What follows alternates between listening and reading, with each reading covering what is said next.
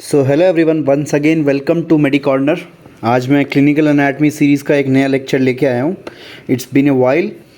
सो आज का जो हमारा टॉपिक है वो है arm, forearm and hand. ठीक है, इन तीनों रीज़न के हम क्लिनिकल एनाटमी के बारे में बात करेंगे बहुत ही क्लियरली। एक एक चीज़ को मैं एक्सप्लेन करूँगा।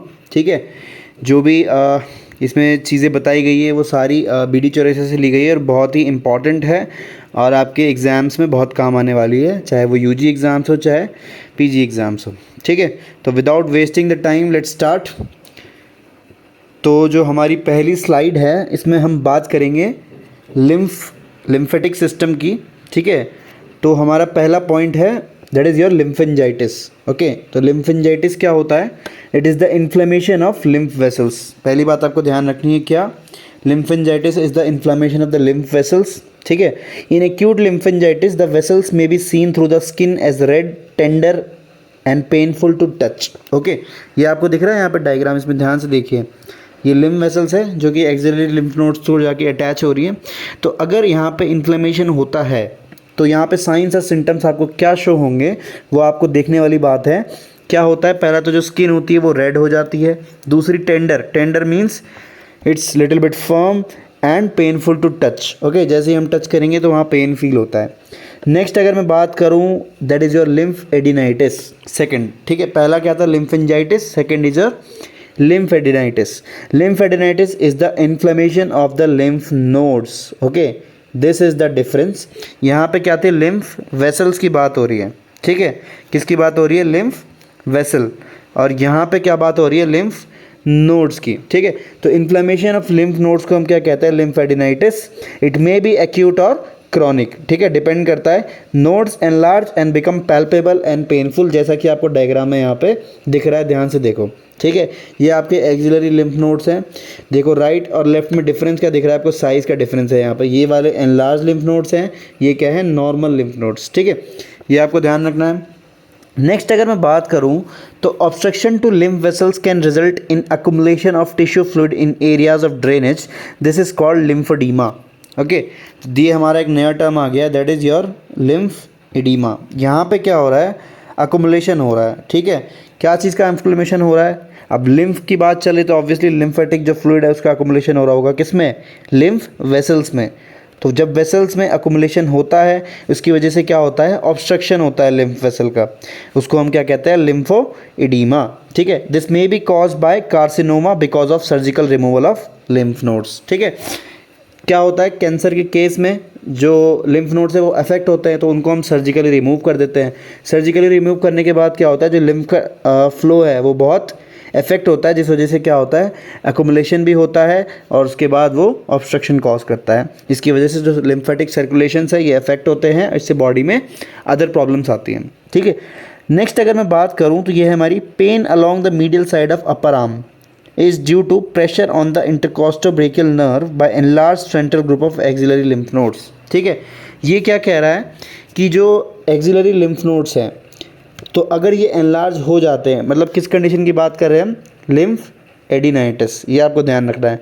अगर मैं बोलूँ लिम्फ वेसल में इन्फ्लेमेशन हुआ तो लिम्फेंजाइटिस, लिम्फ नोड में हुआ तो एडिनाइटिस। ठीक है, ऑब्स्ट्रक्शन है तो लिम्फोडीमा। ये तीन चीज़ आपको ध्यान रखनी है, बहुत इंपॉर्टेंट है। नेक्स्ट मैं बात कर रहा हूँ कि लिम्फ नोड में एक्सिलरी में क्या हो रहा है? एनलार्ज होने की वजह से क्या होता है? पेन होता है। कहाँ पे? Medial side of upper arm. अब देखो अपर आर्म कौन सा है? ये वाला रीजन, और इसके मीडियल साइड मतलब ये इस रीजन में एक्सिला के पास जो रीजन होता है हमारा, यहाँ पे क्या होता है? पेन होता है due to the enlargement of the lymph node. ये पैल्पेबल होता है। ठीक है, ऑब्वियसली अगर हम ब्रेस्ट कैंसर्स की बात करें, CA ऑफ द ब्रेस्ट, इसमें हम क्या कर सकते हैं? पैल्पेट कर सकते हैं इसको। ठीक है, नेक्स्ट स्लाइड पे हम चलते हैं। तो यहाँ पे अभी देखो हमें क्या मिल रहा है देखने को, that is your Dupuytren's contracture. ठीक है, ये क्या कंडीशन है? It is due to the inflammation involving the ulnar side of the palmar aponeurosis. ठीक है, अगर मैं बात करूँ, देखो ये हमारी क्या है? डायग्राम में अल्नार साइड है और यहाँ पे क्या है? ये पामार एपोनेरोसिस। इसमें क्या हो जाता है? इन्फ्लेमेशन होता है। इसकी वजह से प्रॉब्लम क्या आती है? जो आपकी रिंग फिंगर है, ठीक है, ये हो जाती है फ्लेक्स। कैसे हो जाती है? The proximal phalanx and later the middle phalanx become flex and can not be straighten. ठीक है, ये एकदम स्ट्रेच ऐसी कंडीशन दिखेगी आपको। The terminal phalanx remains unaffected, the ring finger is most commonly involve. जैसे हम टीका लगाते हैं, आपने देखा होगा टीका लगाते हुए वो वाली कंडीशन, ठीक है। That is your dependence contracture. Next अब हम चलते हैं अल्नार नर्व पे, ठीक है। ऑब्वियसली 3 नर्व से हमारी मेन जो अपर लिम्ब में है, रेडियल नर्व, अल्नार नर्व और मीडियल नर्व, जो कि तीनों हमारी आर्म, फोर आर्म और हैंड तक सप्लाई करती हैं। तो अगर मैं अल्नार नर्व की बात करूं तो इसको हम म्यूजिशियंस नर्व भी बोलते हैं। बहुत इंपॉर्टेंट पॉइंट है। क्यों बोलते हैं? क्योंकि ये कंट्रोल करता है फाइन मूवमेंट। कहाँ के? फिंगर्स के। फिंगर के जितने भी फाइन मूवमेंट्स होते हैं वो कौन करता है कंट्रोल? Ulnar movement. तो जब हम गिटार बजाते हैं तो हमें क्या होता है, फाइन मूवमेंट चाहिए होता है फिंगर्स का, जिससे कि हम उसकी जो कॉर्ड्स है उसको वो कर सके, ठीक है। तो इसलिए हम इसको क्या बोलते हैं? Musician nerve. ये आपको ध्यान रखना है। Ulnar nerve is equals to musician nerve. Next अगर मैं बात करूं तो ulnar nerve is commonly injured at the elbow behind the medial epicondyle, ठीक है। अगर मैं एल्बो की बात करूं, ये देखो एल्बो है हमारा, तो यहाँ पे क्या होगा? लेटरल एपिकॉन्डाइल, यहाँ पे क्या होगा? Medial epicondyle. तो इसके पीछे अगर क्या होता है, इंजरी होती है अल्नार नर्व की, as it passes between 2 heads of flexor carpi ulnaris, that is your cubital tunnel, और at the wrist in front of the flexor retinaculum, ठीक है। तो अल्नार इंजरी जब होती है एल्बो में तो क्या होता है, जो मीडियल हाफ होता है फ्लेक्सार डिजिटोरम प्रोफंडस का, वो क्या होता है? पैरालाइज हो जाता है। ये आपको ध्यान रखना है कि जब भी एल्बो के पास अल्नार नर्व की इंजरी होती है तो क्या होता है, किसका पैरालिसिस होता है? फ्लेक्सार डिजिटोरम प्रोफंडस का। कौन सा? Medial half. क्योंकि इंजरी भी कहाँ हो रही है, याद रखना, मीडियल एपिकॉन्डाइल पे।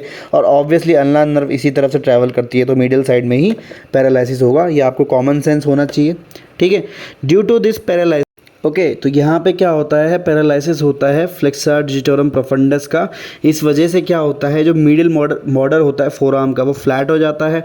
दूसरी बात, अगर हम फ्लेक्शन करने की कोशिश करते हैं, ठीक है, तो क्या होता है? एब्डक्शन हो जाता है हैंड का। तो ये आपको ध्यान रखना है। नेक्स्ट अब हम बात करेंगे अल्नार क्लॉ हैंड की, ठीक है। बहुत ही इंपॉर्टेंट क्लिनिकल एनाटमी है। डायग्राम आपको दिख रहा होगा, clawing of the ring and little fingers. क्यों होता है? क्योंकि आपको पता है जो अल्नार नर्व है वो इस मीडियल साइड से होते हुए यहाँ सप्लाई करती है इतने पार्ट को फिंगर के, ठीक है, जो लिटिल फिंगर होती है और रिंग फिंगर होती है। तो यहाँ पे अगर क्या होता है, इंजरी होती है कुछ भी, या कुछ प्रॉब्लम होती है अल्नार नर्व में, लीजन होता है, तो यहाँ से हमारा आता है अल्नार क्लॉ हैंड। इसमें क्या होता है, देखो हाफ क्लॉ बनता है, जो लिटिल फिंगर है और मिडिल फिंगर है, मिडिल ने लिटिल फिंगर और रिंग फिंगर, इसका क्या होता है? कंप्लीट क्लॉइंग हो जाती है। और जो इंडेक्स और मिडिल फिंगर है उसकी क्या होती है? पार्शियल क्लॉइंग होती है, ठीक है। इसलिए हम इसको क्या बोलते हैं? हाफ क्लॉ और अल्नार क्लॉ हैंड। अब इसमें होता क्या है, साइंस क्या होते हैं कि hyper extension at the metacarpophalangeal joints and flexion at the interphalangeal joints. आपको समझने वाली बात है, देखो मेटाकार्पोफेलेंजियल जॉइंट कहाँ पे होगा? यहाँ पे, ठीक है, और इंटरफेरेंजियल का होगा यहाँ पे। तो अब देखो जो मेटाकार्पोफेलेंजियल है उसका तो क्या हो रहा है? एक्सटेंशन हो रहा है, ठीक है, इट इज़ एक्सटेंडिंग। और जो फिंगर के बीच में जो जॉइंट्स है इंटरफेरेंजियल, उसका क्या हो रहा है? फ्लेक्शन हो रहा है। ये आपको ध्यान रखना है, इंपॉर्टेंट है, ठीक है।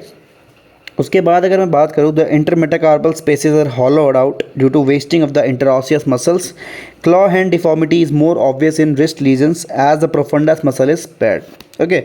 नेक्स्ट मैं बात करूँ सेंसरी लॉस की, अगर कि लॉस कैसा होता है अगर अल्नार नर्व में कोई लीजन होता है, तो ये आपको डायग्राम दिखेगा, देखो यहाँ पे। अगर मैं एंटीरियर सरफेस की बात करूँ, ठीक है, एनाटॉमिकल पोजीशन में, तो देखो ये वाला रीज़न होता है अल्नार हैंड का। तो यहाँ पे क्या होता है? सेंसरी लॉस आता है, ठीक है, पामर एस्पेक्ट पे। और डॉर्सल एस्पेक्ट की बात करूँ मैं अल्नार नर्व इंजरी की, तो पीछे से देखो इतना रीज़न, ये हमारा क्या होता है? सेंसरी लॉस हो जाता है till the half of the middle finger. ये आपको ध्यान रखना है डॉर्सल एस्पेक्ट पे। अगर मैं पामर एस्पेक्ट की बात करूँ, दैट इज एंटीरियर सरफेस, तो यहाँ पे क्या हो रहा है? Till half of the ring finger. This is the difference, okay. अगर अल्नार नर्व में लीजन होता है तो सेंसरी लॉस कहाँ है? पामर एस्पेक्ट में till half of the ring finger, और डॉर्सल एस्पेक्ट में till half of the middle finger, ठीक है। नेक्स्ट अगर मैं बात करूँ, यहाँ पे कुछ चेंजेस होते हैं, जैसे long standing cases of paralysis lead to dry and scaly skin, ठीक है, these are trophic changes in the hand.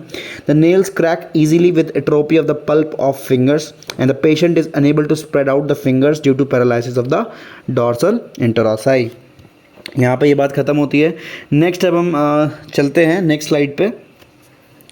तो यहाँ पे देखो मीडियन नर्व के बारे में जिक्र किया है, तो मीडियन नर्व क्या करती है, it controls the course movement of the hand, ठीक है। जो मेनली मेजर मूवमेंट्स होते हैं ना, कोर्स मूवमेंट्स उनको हम बोलेंगे, वो कंट्रोल करते हैं and supplies most of the long muscles of the front of the forearm, ठीक है। It is therefore called the labourers nerve, okay. जितना भी मेहनत भरा काम होता है, ठीक है, वेट वो करना, ठीक है, डंबल्स करना, तो फोरआर्म की जो लॉन्ग मसल्स होती है सब मीडियन नर्व कंट्रोल करती है, इसलिए हम उसको क्या बोलते हैं, लेबरर्स नर्व। अल्नार नर्व को क्या कह रहे थे, म्यूजिशियंस नर्व, ठीक है। And is also called the eye of the hand as it is sensory to most of the hand, ठीक है। इसके सेंसेशन के बारे में बताऊंगा आपको, आगे डायग्राम है। So when the median nerve is injured, ठीक है, ध्यान से देखो, above the level of the elbow, कहाँ पे इंजरी हो रही है, एल्बो के ऊपर, as might happen in supracondylar fractures of the humerus, ठीक है। अगर ह्यूमरस के कॉन्डाइल्स फ्रैक्चर होते हैं तो इस केस में ये इंजरी होती है किसकी, मीडियन नर्व की। फॉलोइंग फीचर्स जो देखने को मिलते हैं हमें, the flexor pollicis longus and lateral half of the flexor digitorum profundus are paralysed, okay, ये आपको ध्यान रखना है, दोनों muscles. And the patient is unable to bend the terminal phalanx of the thumb and index finger when the proximal phalanx is held firmly by the clinicals to eliminate the action of the short फ्लेक्सार्स, ठीक है। इसका diagram मैं आपको बता देता हूँ, यहाँ पे देखो, ये आपको दिख रहा होगा, देखो, lagging behind of the index and middle fingers in making the first due to the paralysis of the first and second lumbricals muscles in median nerve paralysis, ठीक है। इसमें क्या हो रहा है कि जब हम फिस्ट बनाते हैं, ठीक है, फिस्ट बनाते फॉर्म टाइम में क्या होता है, जो रिंग फिंगर और लिटिल फिंगर है वो तो जल्दी आ जाती है, लेकिन जो इंडेक्स और मिडल फिंगर है उसको आने में टाइम लगता है, तो एक लैग होता है दोनों के बीच में वाइल मेकिंग द फिस्ट। ये आप टेस्ट कर सकते हो मीडियन नर्व पैरालिसिस इंजरी में, ठीक है। नेक्स्ट अगर मैं बात करूँ, पीछे चले वापस, the forearm is kept in a supine position due to paralysis of the pronators and the hand is erected due to paralysis of the flexor carpi radialis, not that much important, ठीक है। Next हम चलते हैं, that is your ape और monkey like thumb deformity, ये important है, आपको ध्यान रखना है। इसमें होता क्या है, due to paralysis of the thenar muscles, इसका डायग्राम मैं आपको दिखाता हूँ, ठीक है। कहाँ गया, एप लाइक। तो गाइज अगर ये एप और मंकी लेग थंब डिफॉर्मिटी की बात करूँ मैं, तो यहाँ पे क्या हो रहा है, पैरालिसिस हो रहा है थीनर मसल्स का। आपको पता होगा थीनर मसल्स कहाँ होती है, ये वाली जो हमारी होती है ये है थीनर मसल्स, और ये वाली होती है हाइपोथीनर, ठीक है, दिस इज़ थीनर। तो यहाँ पे क्या हो रहा है, थीनर मसल्स का पैरालिसिस होता है, इसकी वजह से क्या होती है, एप लाइक डिफॉर्मिटी आती है, फ्लैट पाम हो जाता है, ठीक है, और जो थंब है वो एकदम ऐसे एक्सटेंडेड पोजीशन में दिखता है, ये एप लाइक थंब डिफॉर्मिटी है। नेक्स्ट मैं बात करूँ, area of sensory loss corresponds to its distribution in the hand and the vasomotor and trophic changes. The skin on lateral 3.5 digits is warm, dry and scaly. The nails get cracked easily. Next मैं carpal tunnel syndrome की बात करूँ तो guys ये वाला diagram देखो आप, ये जो रीज़न है ना, ये कार्पल टनल है, ठीक है, यहाँ से मीडियन नर्व गुजरती है। अब मीडियन नर्व गुजरती है तो क्या होता है, कार्पल टनल में क्या होता है, कंप्रेशन हो जाता है कभी कभी, ठीक है, और इसकी वजह से क्या होता है, पेन होता है यहाँ पे रिस्ट में, आप जब मूवमेंट करते हो इसको हम क्या बोलते हैं, कार्पल टनल सिंड्रोम। नेक्स्ट दूसरा होता है फैलेंस टेस्ट, इसमें हम क्या करते हैं, कंप्लीट क्लॉ हैंड का टेस्ट करते हैं।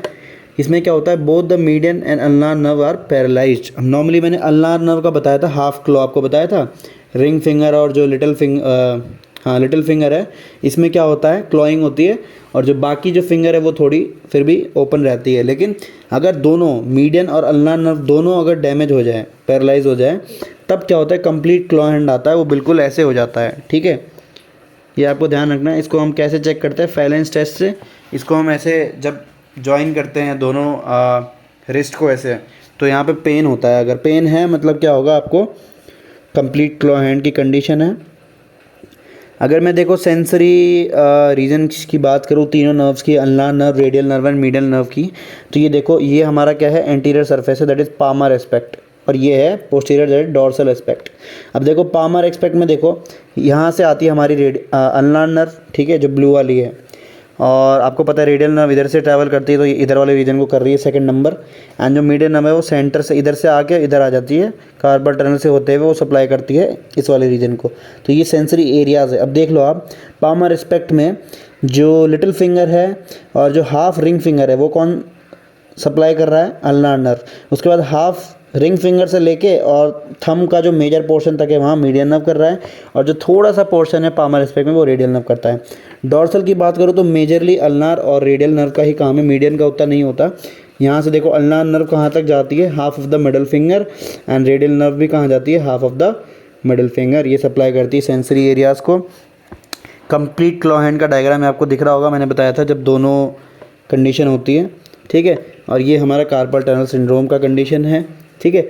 उसके बाद अगर हम सर्जिकल इंसिजन्स की बात करें हैंड में, तो कहाँ कहाँ इंसिजन्स देते हैं, तो ये आपको देखो दिखा रखा है यहाँ पे, incision at the pulp space, incision for the midpalmar space, then ulnar bursa के लिए इंसिजन दे रखा है। उसके बाद देखो हमारा रेडियल बर्सा का इंसिजन है यहाँ पे, अगर हम रेडियल बर्सा के वहाँ कुछ सर्जिकल प्रोसीजर करना चाहते हैं।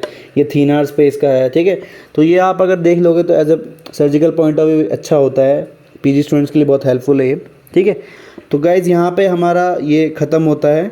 एक और रेडियल नर्व का मैं इंक्लूड करना इसमें भूल गया था, रेडियल नर्व का भी होता है इंजरी, जिसकी वजह से हमें रिस्ट ड्रॉप होता है, ठीक है, रिस्ट ड्रॉप और सैटरडे नाइट पैल्सी।